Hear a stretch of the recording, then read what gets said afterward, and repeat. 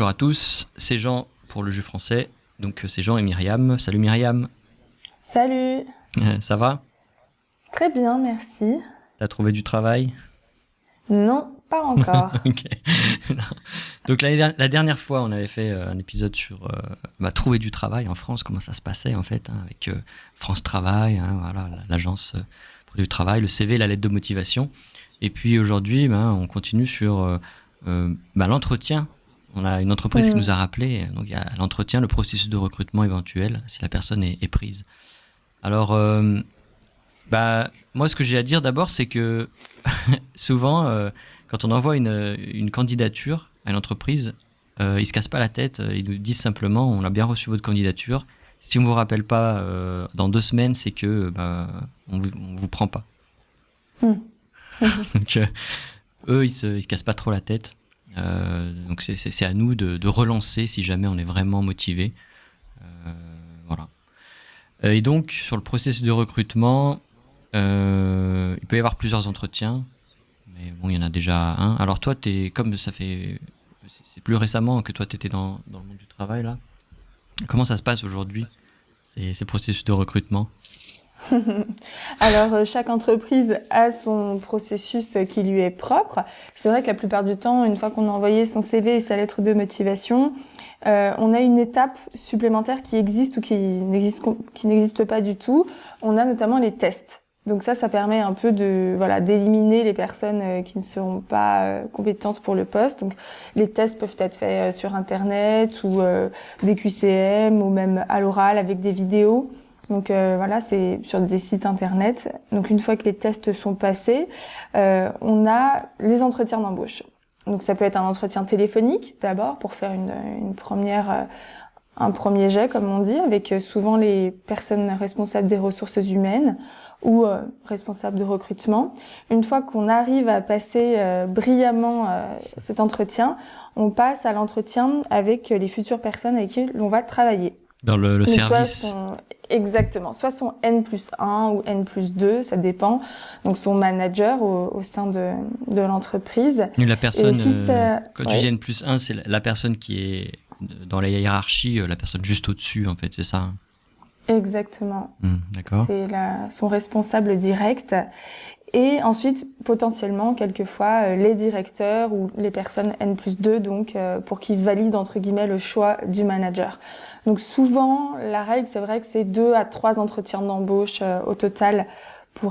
pour arriver à valider son job. Donc, Oui. les Alors ça, entretiens, ouais. après, les entretiens peuvent durer 5 minutes comme 1 heure. Ça, pour le Ouais. coup, Voilà. ça n'a Ouais. pas de règle.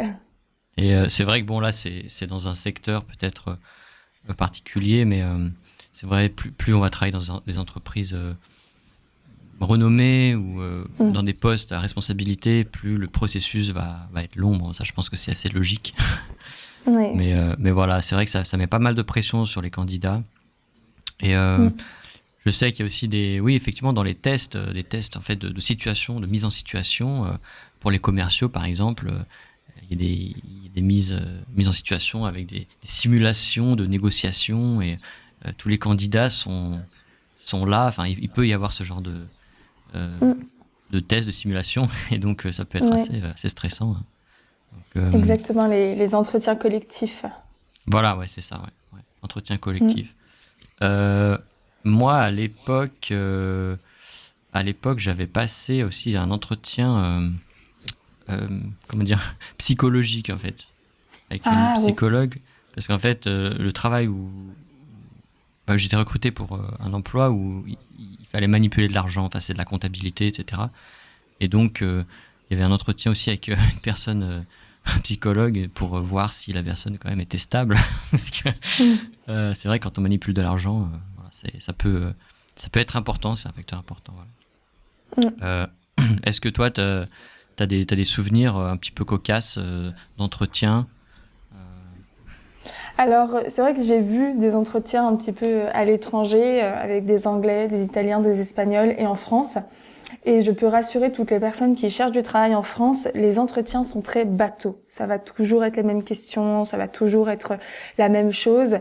Donc rassurez-vous, si vous vous préparez correctement, c'est très simple en fait d'arriver à répondre correctement. Il faut juste vraiment se mettre dans la peau du recruteur et de répondre à ce qu'il attend. Donc voilà, c'est vrai que les questions sont, on peut en trouver sur internet, hein, vous tapez 10 questions types et vous mettez la formation, donc justement commercial ou professeur ou peu importe, et vous allez avoir les questions types que le recruteur va poser. Et c'est vrai que malheureusement ou heureusement, je sais pas, les RH posent très souvent les mêmes questions, même type et le même genre de questions. Donc vous pouvez très bien préparer vos réponses en amont, et c'est vrai que c'est beaucoup plus simple, je dirais, en France. C'est vrai qu'à l'étranger, j'ai effectué des entretiens avec des Anglais et ils peuvent surprendre des fois, passer d'une question à une autre complètement. Il n'y a pas vraiment d'ordre et c'est vrai qu'ils sont beaucoup plus dans le feeling peut-être que les Français. Alors que ça, en France, vous allez le voir surtout avec votre deuxième ou troisième entretien, avec votre manager direct. Alors que c'est vrai que les autres entretiens, c'est vraiment très, voilà, on veut juste voir si vous êtes potentiellement bien pour le poste, peu importe votre savoir-être. Donc ça, c'est vrai que c'est un peu, voilà, si ça peut rassurer certaines personnes, moi j'ai vu cette différence. D'accord. Alors c'est vrai, il y a des choses très intéressantes ici que tu as mentionnées. Donc bon, RH, c'est les ressources humaines. Donc c'est le bureau, enfin voilà, le service qui va gérer en fait les embauches, la gestion des salariés de manière générale. Tu as mentionné aussi que par rapport au savoir-être, c'est vrai qu'il y a certains pays où c'est très important de montrer son diplôme, de montrer qu'on a été très très actif dans certains domaines, etc. On a eu des bonnes notes. En France, je pense qu'il y a aussi cette culture de s'intégrer à une équipe et de fonctionner correctement. Donc le savoir-être est très important. Même si on est une tête, enfin, c'est important de quand même vivre dans le quotidien avec des collègues de manière harmonieuse. Donc c'est important. Et puis il y a eu, enfin moi, j'ai observé, j'ai l'impression qu'il y a des tendances aussi sur les questions. Voilà, je sais pas, tous les 5 ans, tous les 10 ans. Après, ça doit dépendre du secteur, mais à l'époque, moi, j'avais passé des entretiens. C'était aux alentours de 2012, 2015 par là, et ils me demandaient souvent de faire un compte rendu d'entretien. Donc, à la fin de l'entretien, ils me disaient bon ben voilà, on a terminé l'entretien. Vous avez des questions, oui ou non? Eh bien, vous allez vous allez rentrer chez vous et vous allez me faire un compte rendu d'entretien que vous allez m'envoyer par mail. Et donc, il fallait faire un compte rendu d'entretien. Ça, vraiment, on l'apprend pas à l'école. Donc, en fait, on résume l'entretien, on explique un peu ce qu'on a compris de l'explication du poste et de pourquoi on serait la meilleure personne pour ce poste-là. Donc, c'est vrai que ça met quand même pas mal la pression. Surtout si moi, je l'avais fait en français et en anglais. Ouais, c'est des choses... alors que les postes sont pas forcément très bien payés ou voilà, je sais pas, j'ai l'impression que c'est un peu exigeant quoi. C'est un peu Oui. ouais, on parlait des offres d'emploi dans l'épisode précédent, mais c'est vrai qu'ils survendent un petit peu le job quoi. Ils font rêver. En réalité, c'est pas toujours la réalité quoi. C'est la façon de l'expliquer. Voilà. Autre chose sur le processus de recrutement. C'est vrai qu'après, ce qui est important lorsqu'on arrive en phase finale, c'est la négociation des contrats.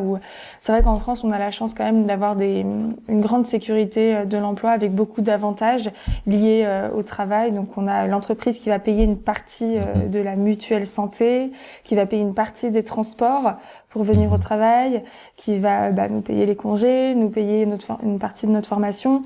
Donc on a énormément d'avantages et il y en a certains qui peuvent être négociés. On a aussi les avantages en nature. Donc est-ce qu'on veut une voiture par exemple de fonction? Est-ce qu'on veut un téléphone? Voilà, il y a beaucoup de choses qui peuvent être négociées. Et alors là, tout va dépendre de votre travail, de ce qu'il exige, de vos responsabilités et de ce que vous jugez important pour votre poste et que vous pouvez peut-être obtenir de la part de votre employeur. C'est vrai, ouais, c'est une partie importante, la négociation. C'est vrai que moi, je prépare les étudiants à passer le DLP2. C'est vrai qu'il y a une partie présentation et une partie débat avec l'examinateur. C'est un petit peu la même chose. Il y a se vendre soi-même, puis après négocier vraiment sur cette partie. Je fais un peu le parallèle. Et c'est vrai que j'ai préparé quelques étudiants sur les entretiens professionnels, des étudiants qui voulaient travailler en France. Et c'est vrai que répondre aux questions, c'est important, connaître les questions pour pas se faire surprendre, c'est évident. Trouver la bonne façon, la bonne manière de répondre pour que ça fasse pas trop prétentieux ni trop paresseux, voilà. Et il y a une sorte de storytelling aussi. Je pense qu'il faut apporter beaucoup d'éléments de preuve, beaucoup d'exemples, beaucoup d'illustrations de nos achievements, de ce qu'on a fait en fait par le passé dans nos entreprises précédentes. Et je pense qu'il y a un vrai travail à faire là-dessus aussi, ouais. Et puis comme toi t'as dit, un entretien, 2 entretiens, 3 entretiens, et puis après on commence à se connaître soi-même assez bien, je pense. Et je pense qu'après on est plus à l'aise. Donc c'est vrai que même si on a besoin de travailler, je pense que c'est bien d'accepter n'importe quel entretien, rien que pour se mettre la pression, pour travailler sur son stress, etc. Et apprendre à se vendre tout simplement, voilà. Et être à l'aise. Donc voilà, écoute, la prochaine fois on parlera un petit peu en détail de ces packages en fait, de ces offres, de la négociation, de ce que l'entreprise peut offrir. Voilà. Hein, qu'est-ce que t'en Très penses? bien. Ouais, ok. On fait comme ça. Eh bien, on se dit à la prochaine fois. Salut À la Myriam. prochaine. À plus. Salut.